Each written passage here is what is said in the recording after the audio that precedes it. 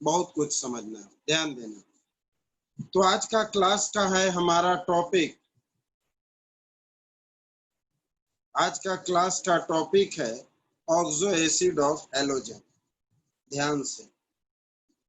तो due to a small size and high electronegativity, highest electronegativity, fluorine form only one oxo acid, and that is HOF, hypofluoric acid बोलो या fluoric acid बोलो, एक ही बात। But other member form number of oxo acid,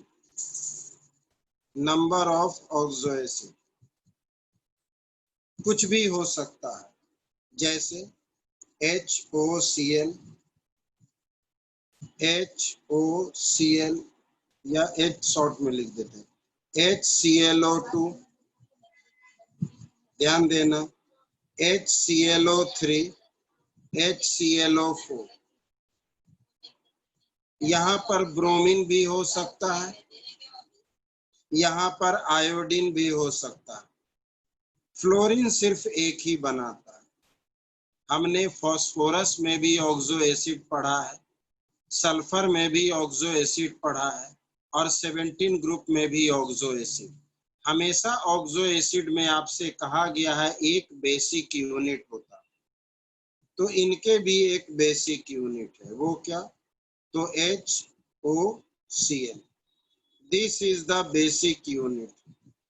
ध्यान देना, अगर ये बेसिक यूनिट है तो जितने भी ऑक्सो एसिड होंगे सब में यही लगेगा, बिल्कुल यही लगेगा। This is the basic unit, तो सब में यही लगेगा। This is the basic unit, तो सब में ये कॉमन है।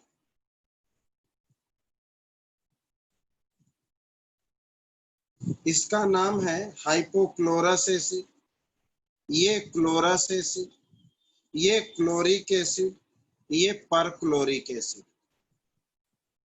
ये परक्लोरिक एसिड, ये कॉमन है। हमने आपसे पहले भी कह रखा है, पहले ऑक्सीजन फिर हाइड्रोजन, तो हाइड्रोजन एक ही है, सब में लगा हुआ है। एक ऑक्सीजन लग चुका है, दो ऑक्सीजन, एक लगा हुआ है, दूसरा यहाँ लगा दो। तीन ऑक्सीजन, एक लगा हुआ है, दो यहाँ लगा दो। चार ऑक्सीजन, एक लगा हुआ है, तीन यहाँ लगा दो। That is the oxo acid. ये ऑक्सो एसिड ऑफ हैलोजन है। चाहे यहाँ क्लोरीन हो, ब्रोमीन हो, आयोडीन हो, कुछ भी हो, कोई दिक्कत? जिन्हें हो तो तुरंत कहना कि हाँ सर मुझे नहीं समझ। ठीक है, नेक्स्ट, हैलोजन को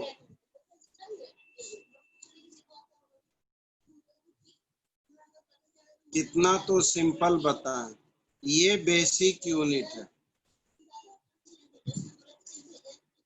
बिल्कुल।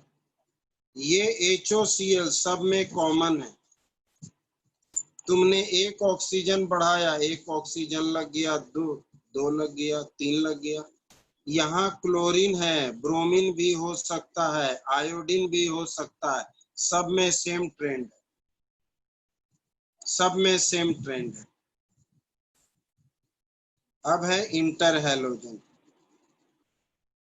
अब है इंटर हैलोजन। इसका मतलब, इंटर हैलोजन का मतलब डिफरेंट हैलोजन, डिफरेंट हैलोजन। जैसे X2 हैलोजन है, लेकिन X dash inter halogen, halogen लेकिन डिफरेंट हैलोजन। ये हमारा हैलोजन है, लेकिन ये हमारा इंटर हैलोजन है। Inter halogen. इंटर हैलोजन का मतलब डिफरेंट हैलोजन जब आपस में कंबाइंड हो। ये ऑड फॉर्म में होते हैं, जैसे XS-, XS-3, XS-5 और XS-7। 1 3 5 7 ऑड फॉर्म में होते। इंटर हैलोजन, जब two different halogen combined together form inter halogen, लेकिन डिफरेंट कंडीशन पर। लेकिन डिफरेंट कंडीशन ध्यान देना, जैसे कि क्लोरीन प्लस फ्लोरीन को अगर हमने हीट किया 437 केल्विन पर, तो ये दोनों आपस में जुड़ गए 2ClF। टू डिफरेंट हैलोजन आपस में जुड़े तो इंटर हैलोजन, और सेम हैलोजन आपस में जुड़े तो इसे सिर्फ हैलोजन ही कहते हैं। Cl2, Br2, F2, I2। लेकिन जब डिफरेंट हैलोजन एक X है तो दूसरा X डैश है। X डैश का मतलब different. Fluorine bromine, bromine fluorine, bromine iodine, कुछ भी हो सकता है। डिफरेंट हैलोजन आपस में बॉन्ड बनाए तो इंटर हैलोजन, सेम हैलोजन आपस में बॉन्ड बनाए तो हैलोजन। कोई दिक्कत? ये जो है इंटर हैलोजन, क्लोरीन और ब्रोमीन आपस में जुड़े हुए हैं। क्यों? ये तो छोटी सी बात है, क्लोरीन है। ये तो कितना कॉमन पॉइंट आपने पूछा, जरूरत नहीं थी। क्या दिक्कत था? सारे इलेक्ट्रॉन पेयर्ड हो गए, इसलिए ये डाई मैग्नेटिक होगा। ये डाई मैग्नेटिक होगा क्योंकि सारे पेयर्ड हो गए, और शेयरिंग से बना इसलिए कोवेलेंट होगा, लेकिन ये हमारा हैलोजन है। अरे यार, इंटर हैलोजन तो कितनी बार बताएं, आप लोग कैसे सोच रहे हैं? हिंदी में भी नहीं समझ आया? यहाँ देखो, ध्यान दो, जब कोई खुद से जुड़े तो हैलोजन, जब कोई दूसरे से जुड़े तो इंटर हैलोजन। ये हैलोजन, ये हैलोजन, ये हैलोजन, लेकिन अगर दूसरे से जुड़े तो इंटर हैलोजन।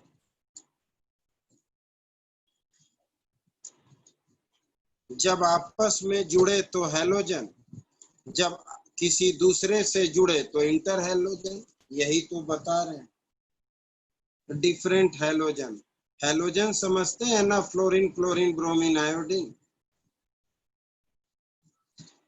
खुद से जुड़ा है, चाहे ये तुम्हारा Cl ले लो, Br ले लो, I ले लो, F ले लो, हैलोजन। लेकिन अगर ये डिफरेंट हो, X डैश का मतलब डिफरेंट, तो इंटर हैलोजन।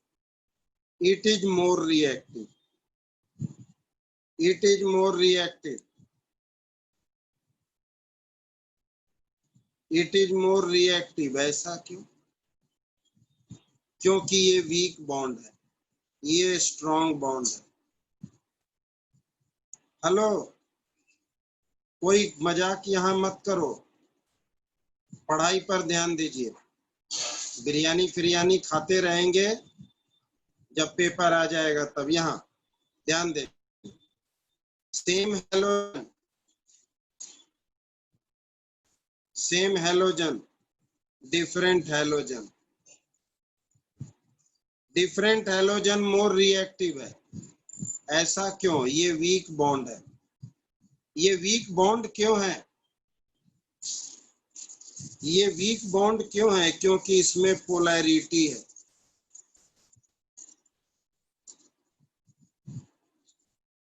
क्योंकि इसमें पोलैरिटी है, बॉन्ड अपनी ओर खींच रहा, इसलिए आसानी से टूट जाएगा।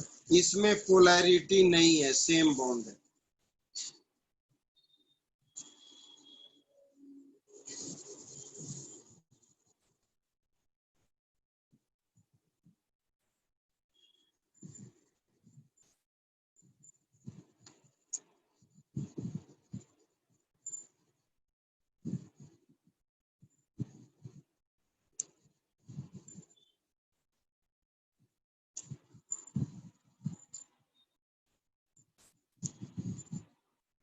एक सेकंड रुक जाना सारे लोग, अभी कोई चैटिंग मत करो।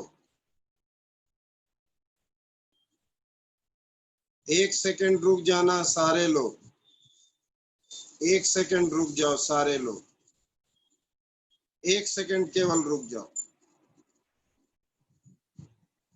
अब कैसी आ रही है? अब कैसी आ रही है? अच्छा, मतलब वीडियो पॉज हो जा रहा था।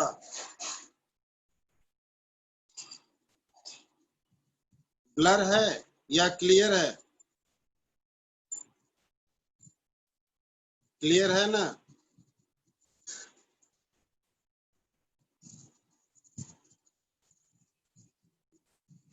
चलिए ध्यान देना, हमने जो कहा, हमने आपसे क्या कहा, आज के क्लास में आपको हर चीज समझना है, इसलिए जरा ध्यान दो। सेम हैलोजन जुड़ता है तो हैलोजन, डिफरेंट हैलोजन आपस में बॉन्ड बनाता है। इंटर हैलोजन ये डाईमैग्नेटिक है, कोवेलेंट है, मोर रिएक्टिव है। मोर रिएक्टिव क्यों? ये वीक बॉन्ड है। ये वीक बॉन्ड क्यों है? क्योंकि इसमें पोलैरिटी होता है मोर इलेक्ट्रोनेगेटिव की तरफ, इसलिए ये स्ट्रॉन्ग बॉन्ड है, ये वीक बॉन्ड है, और वीक बॉन्ड होने की वजह से मोर रिएक्टिव है। क्वेश्चन पूछा जाता है कि out of X2 and XX bond which is more reactive and why? Out of Cl2 and ClF which one is more reactive and why?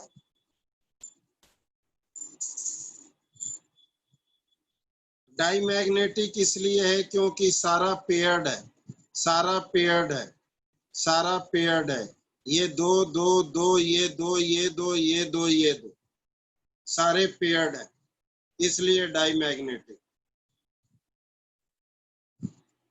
सही है, तो सारे इंटर हैलोजन हैलोजन ये डाईमैग्नेटिक होते हैं, ये सारे पेयर्ड है।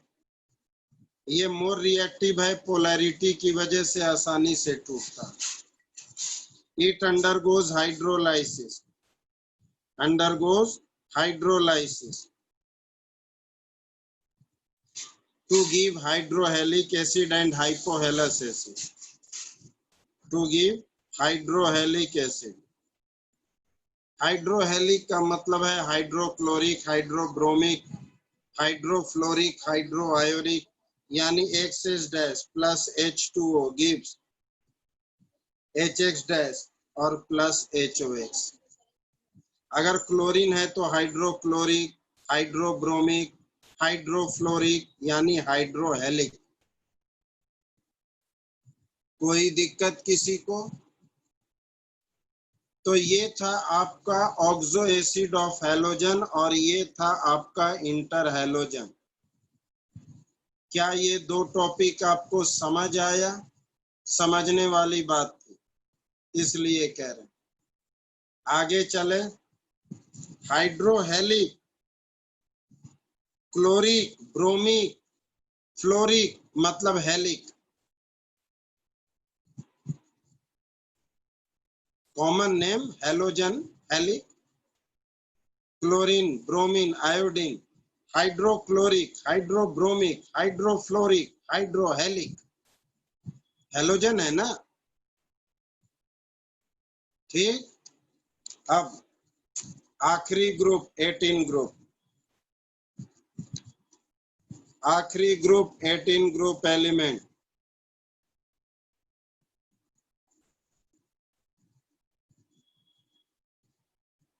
ये कौन स्टूडेंट है जो बेकार बेकार नाम बदल के आ रहा है?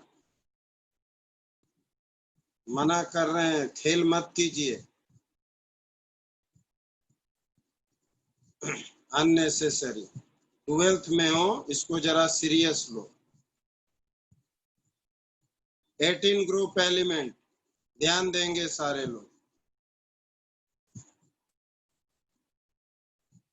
वही क्या करें, रिमूव करना पड़ेगा।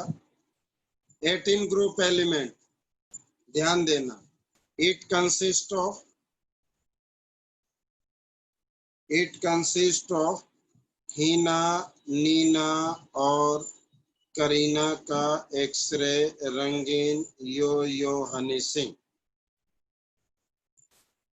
यानी helium, neon, argon, krypton, xenon, radon, ununoctium, having general configuration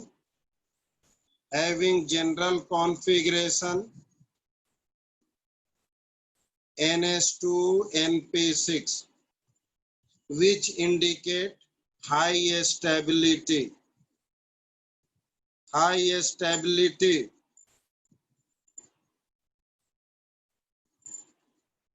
stability means chemically unreactive.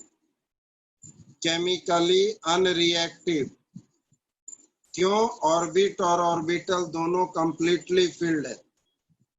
और हाईली अनरिएक्टिव को कहा जाता है also called noble gas, zero group element and inert gas element. 3 नाम से पुकारते हैं। इन तीनों का मीनिंग होता है अनरिएक्टिव, हाईली स्टेबल, क्योंकि ऑर्बिट और ऑर्बिटल दोनों कंप्लीटली फिल्ड है। ठीक, अब जिसके इन सब के अंदर में जो आरएन है, रेयरेस्ट एलिमेंट होता है। आरएन इज, एक तो रेडियो एक्टिव है, ऊपर से रेयरेस्ट एलिमेंट है। जीरो का मतलब अनरिएक्टिव होता है, जीरो का मतलब अनरिएक्टिव होता है। तो RN is rarest element and radioactive element, and rarest element and RN is radioactive element। इससे कनेक्ट करो तो इसको, ठीक है। Rarest element obtained from decay of radon, RA को डीके करके हम आरएन बनाते हैं और साथ में अल्फा पार्टिकल निकलता है। ये हमारा 82 और ये 226, हीलियम निकल गया 2 और 4, तो बच्चा 80 और 222।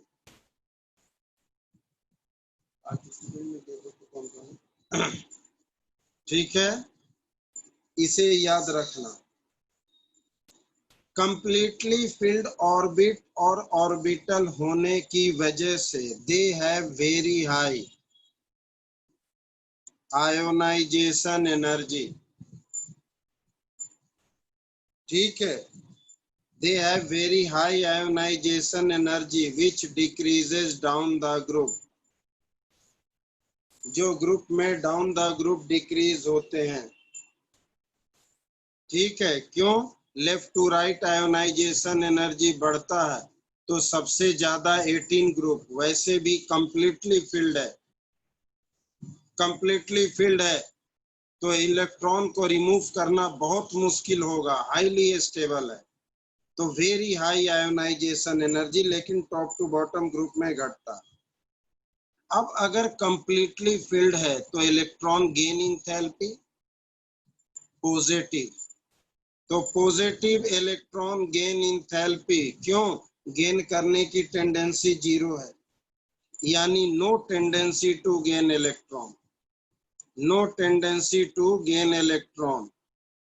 इलेक्ट्रॉन गेन करने की टेंडेंसी बिल्कुल नहीं है, जीरो टेंडेंसी है। क्यों? कंप्लीटली फिल्ड ऑर्बिट है।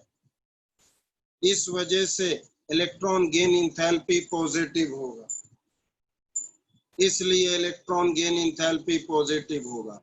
और completely filled orbit and orbital की वजह से ही इनका वेरी हाई आयोनाइजेशन एनर्जी होगा। ठीक, अब उसी तरह से melting and boiling point are very low. ध्यान देना, very low. Melting point and boiling point. अब ऐसा क्यों? जब ये हाईली स्टेबल है दो एटम, तो दो एटम के बीच में फोर्स नेग्लिजिबल लगेगा, क्योंकि अनपेयर्ड इलेक्ट्रॉन यहाँ है ही नहीं। कंप्लीटली फिल्ड है ऑर्बिट एंड ऑर्बिटल की वजह से एटम हाईली स्टेबल है।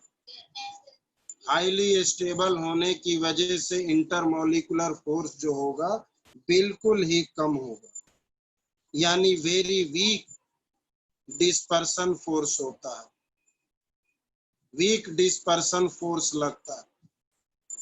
इतना कम फोर्स है, इतना कम मेल्टिंग एंड बॉइलिंग पॉइंट है। एक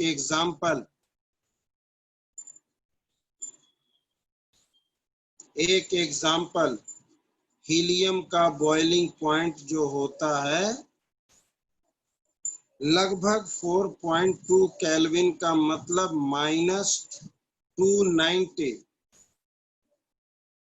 -290 डिग्री सेल्सियस। इतने इसका बॉइलिंग पॉइंट है हीलियम का, लगभग, एग्जैक्ट नहीं। सोच लो।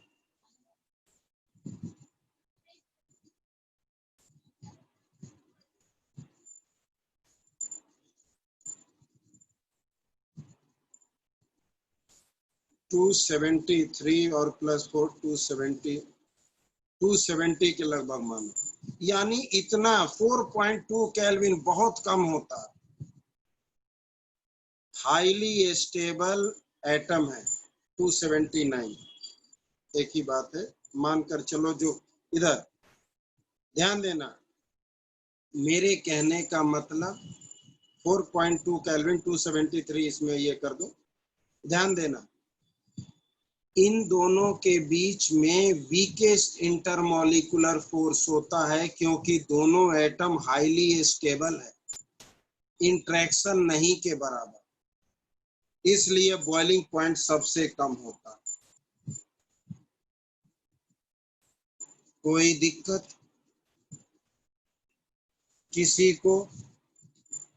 तो 2-3 पॉइंट याद रखना, ये और ये, कि स्टेबल होने की वजह से high ionization energy which decreases down the group. एक second, positive electron gain enthalpy, क्योंकि no tendency to gain electron, और स्टेबल होने की वजह से वीक डिस्पर्सन फोर्स, जिसकी वजह से melting and boiling point very लो।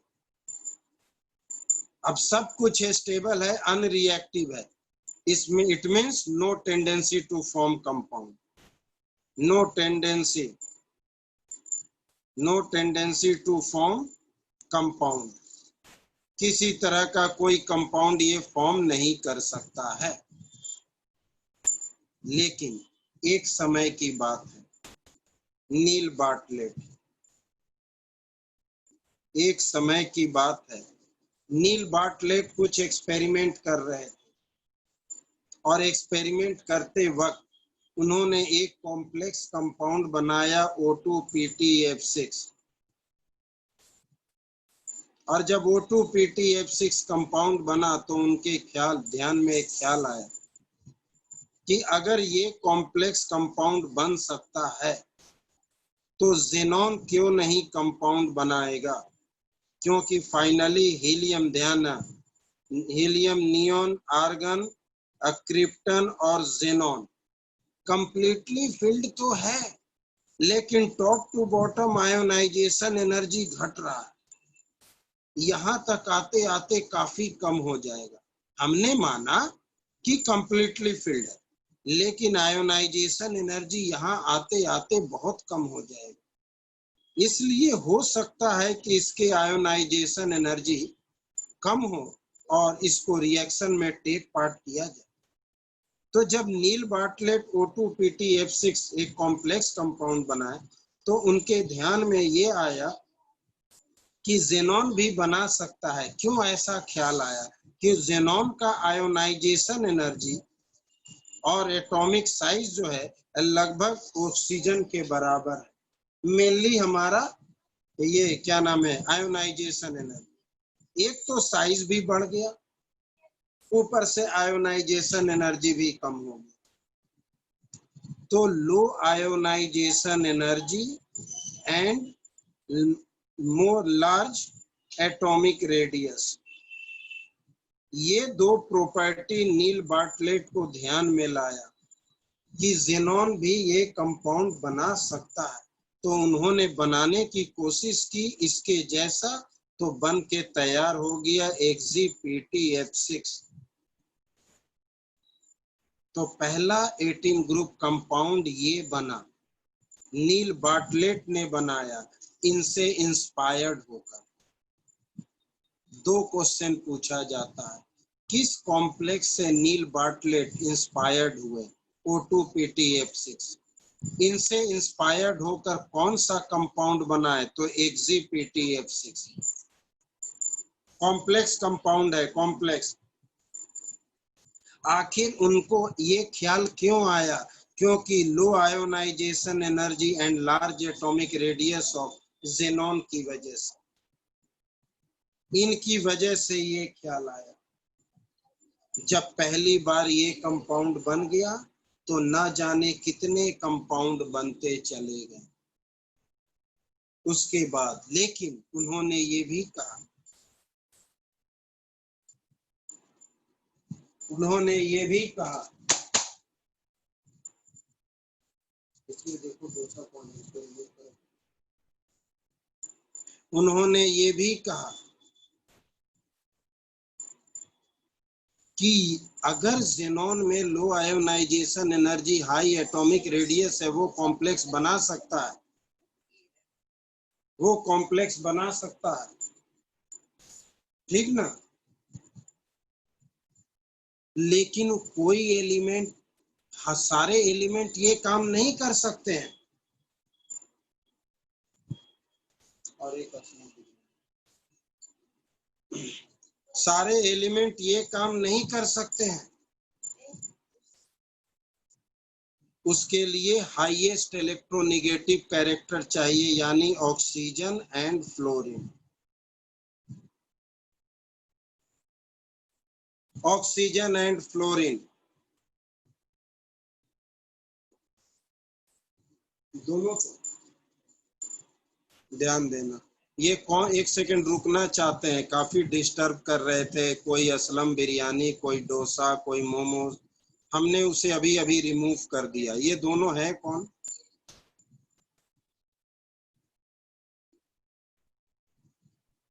आप लोग किसी को लिंक शेयर मत किया करो, ठीक ना, बार बार कहते हैं। मजबूरी में अभी उन्हें हटाना पड़ा। ध्यान देंगे आप लोग। हमारी आवाज आपके पास जा रही है? हमारी आवाज जा रही है आपके पास? चलिए ठीक है, बहुत बढ़िया। बस यही चीज, वो दो बच्चे अभी डिस्टर्ब कर रहे थे, उन्हें रिमूव करना पड़ा पहले, उसके बाद अब आगे चलते हैं। इसलिए प्रॉपर वे में हम आगे भी नहीं बढ़ पा रहे थे, रुक रुक के बढ़ रहे थे, क्योंकि ध्यान मेरा दूसरे मोबाइल पे था।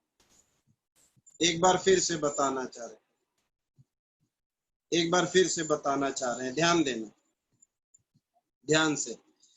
नील बार्टलेट, यहीं से फिर से शुरू करते हैं। जब हमें पता चला कि 18 ग्रुप एलिमेंट NH2NP6, जब हमें पता चला 18 ग्रुप एलिमेंट NH2NP6 है, मतलब हाईली स्टेबल है, मतलब हाईली स्टेबल है, मतलब केमिकली अनरिएक्टिव है, केमिकली अनरिएक्टिव है।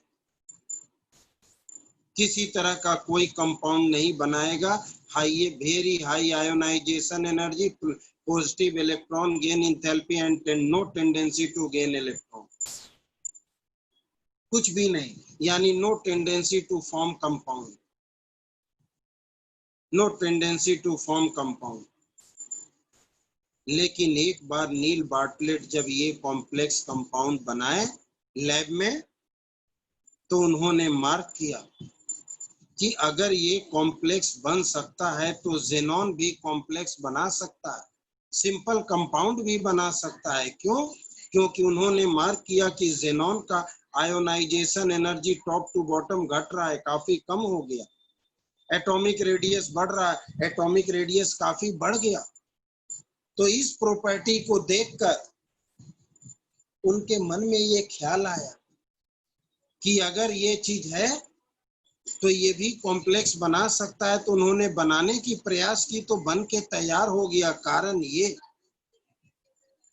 लेकिन उन्होंने एक बात और कहा कि माना कि ये एटॉमिक रेडियस ज्यादा है और आयोनाइजेशन एनर्जी कम है, लेकिन है तो स्टेबल, इसलिए जो हाईएस्ट इलेक्ट्रोनेगेटिव कैरेक्टर होगा वही इसके साथ कंपाउंड बनाएगा, यानी सिर्फ ऑक्सीजन एंड फ्लोरीन, कोई और नहीं बना सकता, क्योंकि ऑक्सीजन और फ्लोरीन ही हाईएस्ट इलेक्ट्रोनेगेटिव कैरेक्टर,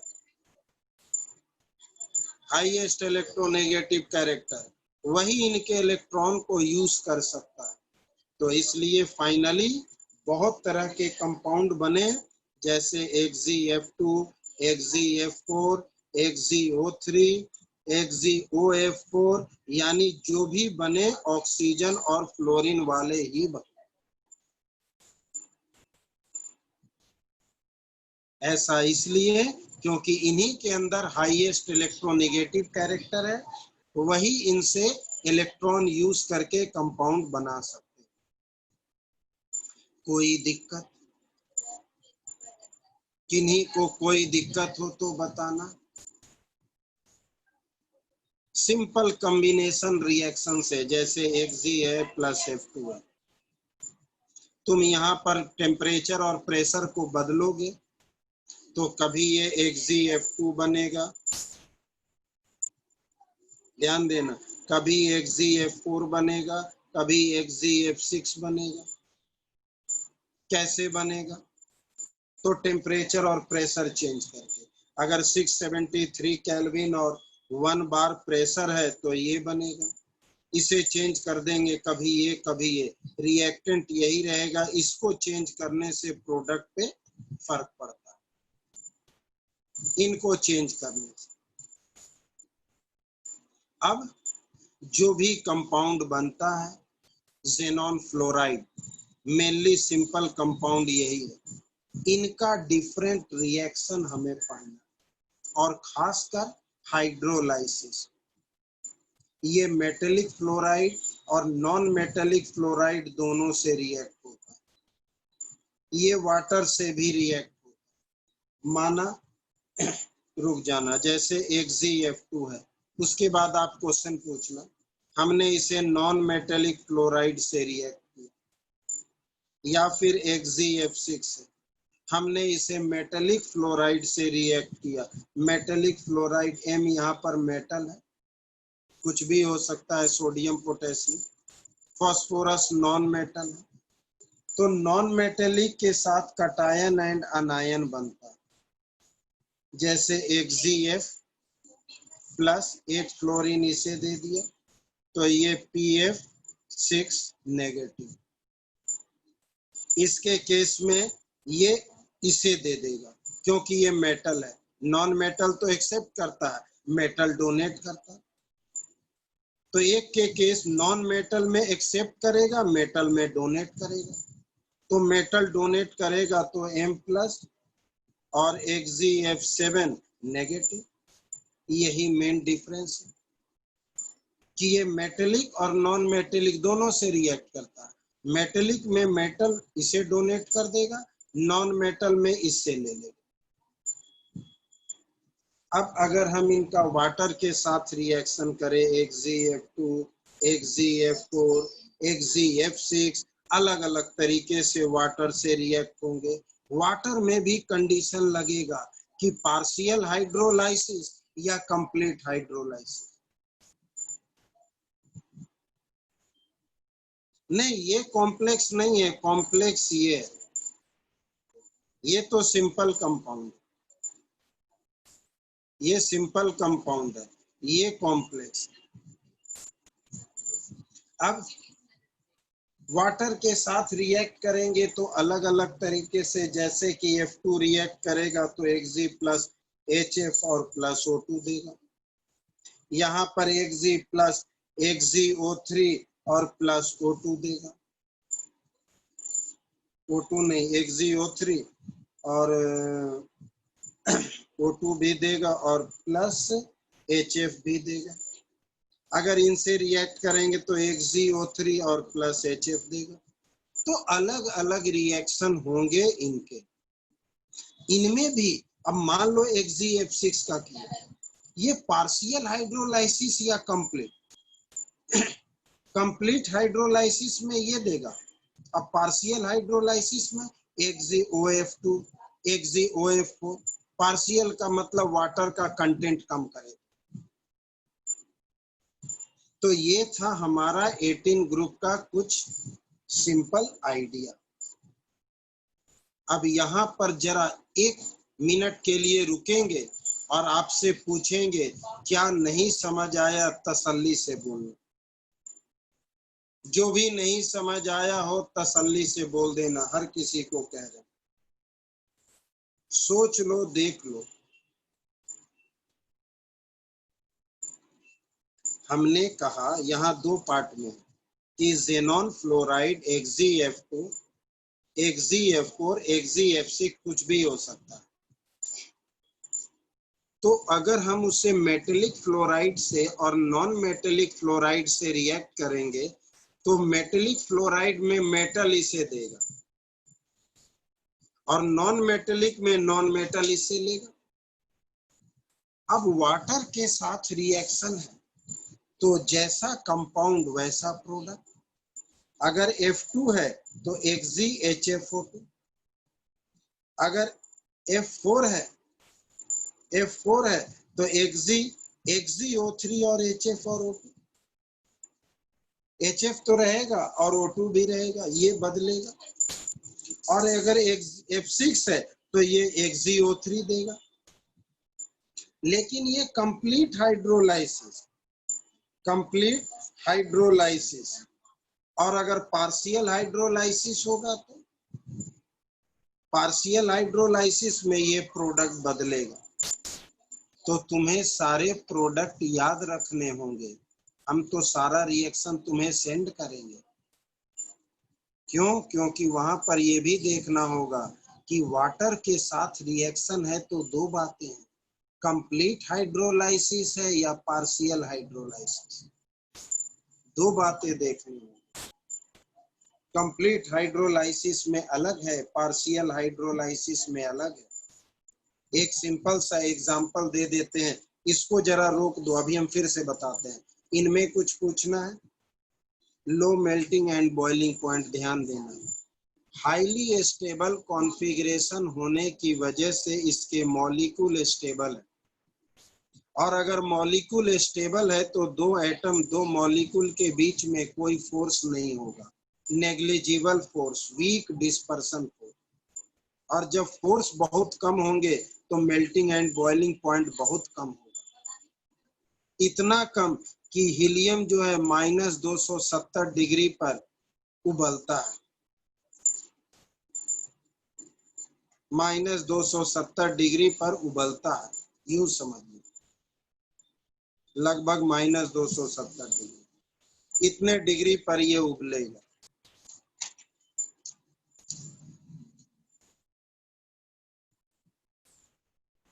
नेगेटिव का क्या मतलब? कौन सा पूछे नेगेटिव? कार्तिक जरा बोलना। अच्छा, ये जो आपने लिखा किधर गया? क्या नेगेटिव होता है? नेगेटिव मतलब -270 पर यह बॉयल होता है। एक बार फिर से कार्तिक क्या पूछे, फिर से बोलो।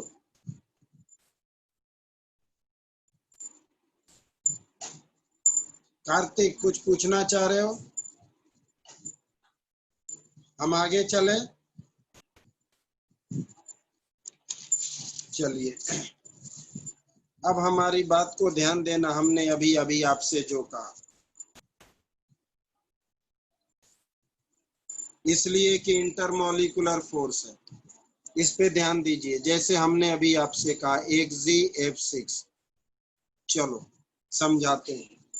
अब हम इसे वाटर से रिएक्ट कर रहे हैं, इसे वाटर से रिएक्ट कर रहे हैं। Water, complete hydrolysis, less hydrolysis, least hydrolysis. Water का कंटेंट हम कम करते चल रहे हैं। यहाँ पर वाटर पूरा है, यहाँ थोड़ा कम है, यहाँ और भी कम है। अगर पूरा है तो XgO3 बनेगा, थोड़ा सा कम है तो XgOF4 बनेगा, और भी कम है तो XgO2F2 बनेगा। तो डिपेंड करता है वाटर कितना है। ये कंप्लीट हाइड्रोलाइसिस, ये पार्शियल, ये हाईली पार्शियल। HF तो कॉमन है, HF तो कॉमन है, ये बदल जाता है, कोई दिक्कत?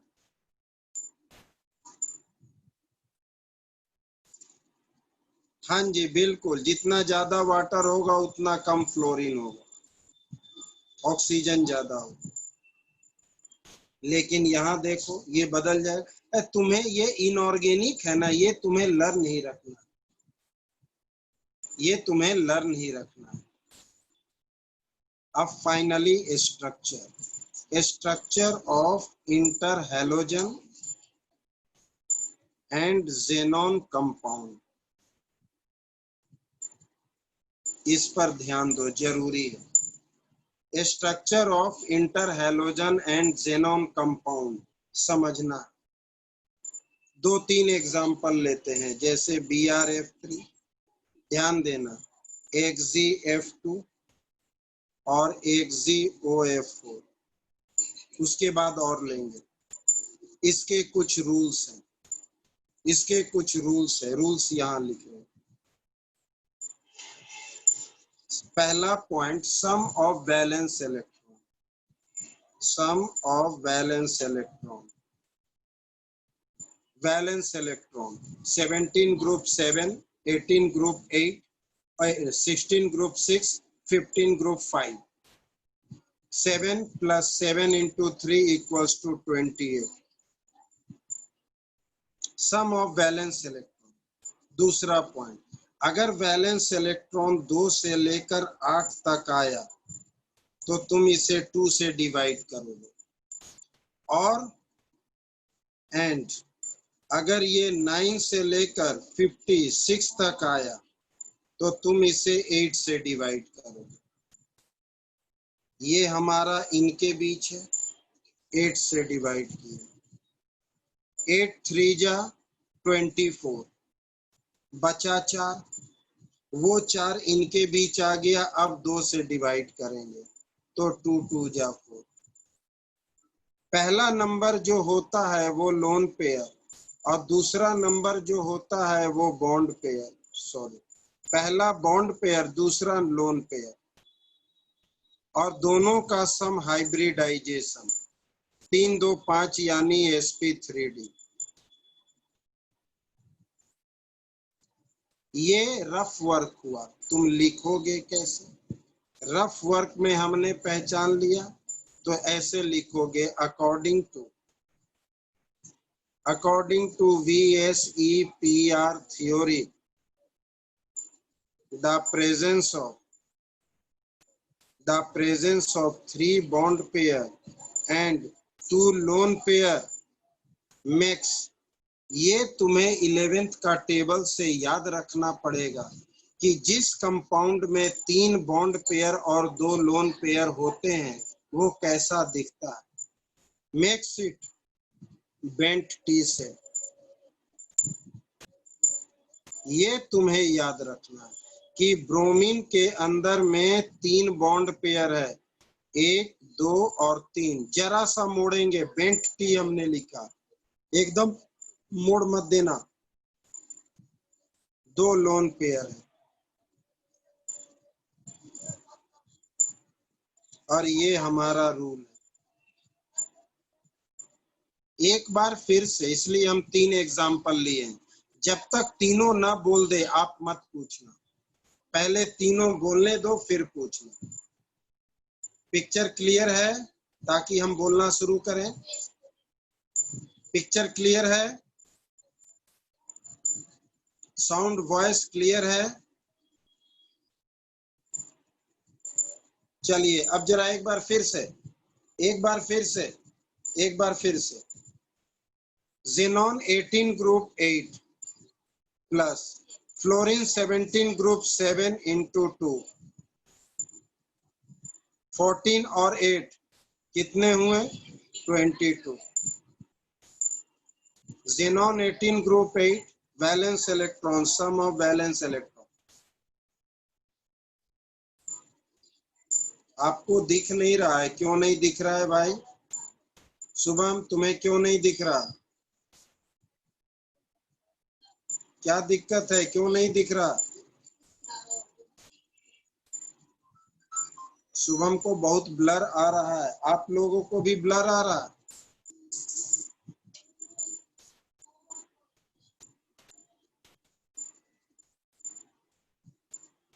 चलो एक बार, एक सेकंड रुक जाओ, एक बार फिर से।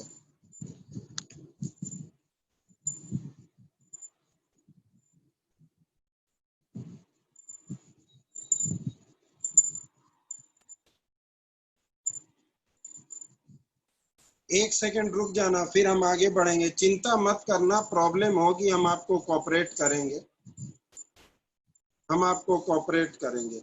अब कैसा दिख रहा है ये बताओ, अब कैसा दिख रहा है?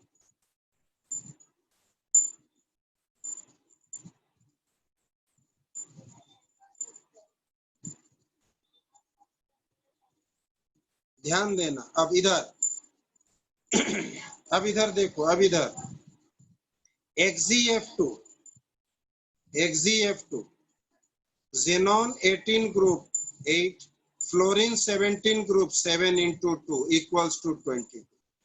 22 इनके बीच में है, इसलिए हम 8 से डिवाइड कर रहे हैं। तो 8, ध्यान देना, 8 2 जा 16, 8 2 जा 16, बचा कितना? 6, बचा 6, 6 इनके बीच में है, 2 से डिवाइड करो तो 2 3 जा 6, पहला बॉन्ड पेयर, दूसरा लोन पेयर, और दोनों को मिलाकर हाइब्रिडाइजेशन sp3d।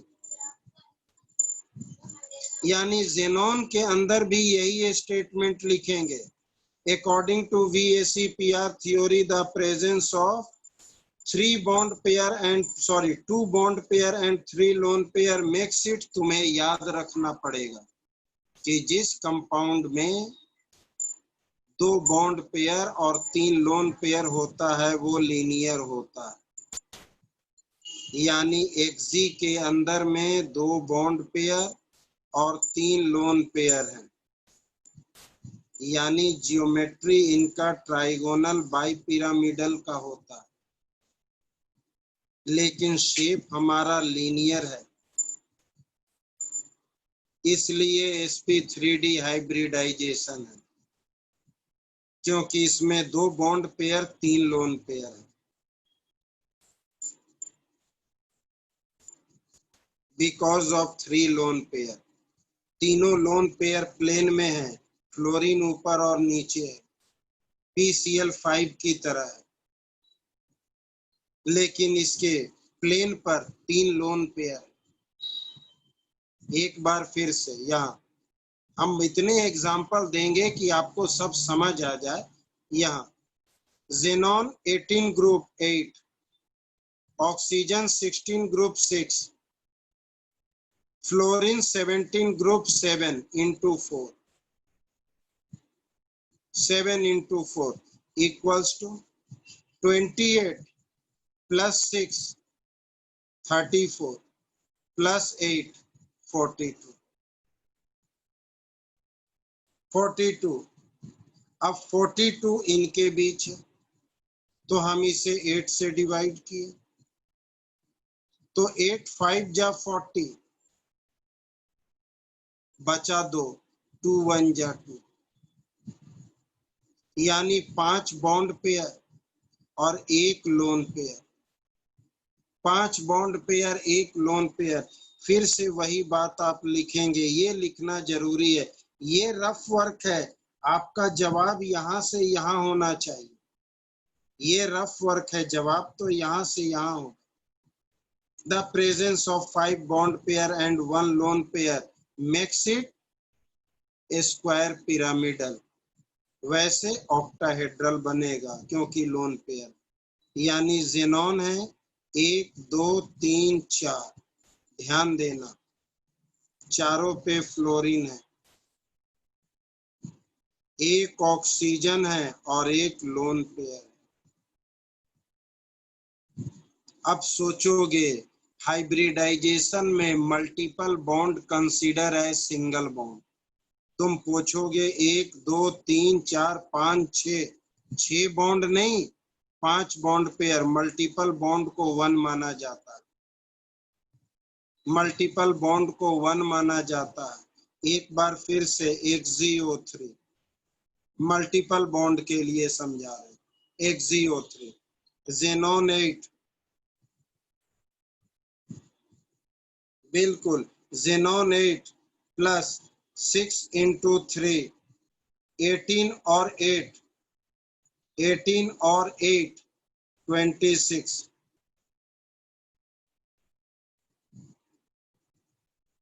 8 से डिवाइड किए 8 तिये 24 बचा 2 यानी 1। तो 3 बॉन्ड पेयर 1 लोन पेयर। तो जेनॉन में ये 1 ऑक्सीजन, ये 1 ऑक्सीजन, ये 1 ऑक्सीजन। 3 बॉन्ड पेयर का मतलब मल्टीपल बॉन्ड को 1 माना जाता है। 1 2 3 1 लोन पेयर। NH3 की तरह पिरामिडल, NH3 की तरह पिरामिडल। अब यहां तक देखने के बाद अब तुम लोग एक एक करके सवाल पूछो जिसके माइंड में हो। बिल्कुल, ये 3 1 4 sp3 हो गया। लेकिन हमारी बात भी सुनो, हमने जो ये ट्रिक बताया है, ये ट्रिक सिर्फ इंटर हैलोजन और जेनॉन कंपाउंड के लिए, कहीं और मत लगाना। हमने ये P ब्लॉक में आपको बताया।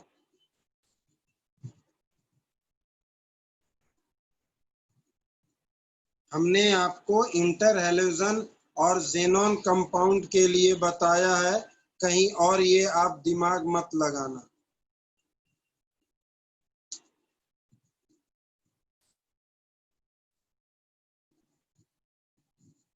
कोई दिक्कत? एक बार फिर से इसी से शुरू कर रहे हैं, ध्यान देना।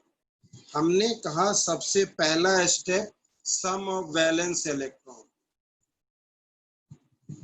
कोई और कंपाउंड हुआ तो ये प्रोसेस नहीं लगेगा, ठीक ना? ये आप यहीं लगाएंगे इंटर हैलोजन में और जेनॉन कंपाउंड में, कहीं और नहीं लगाएंगे।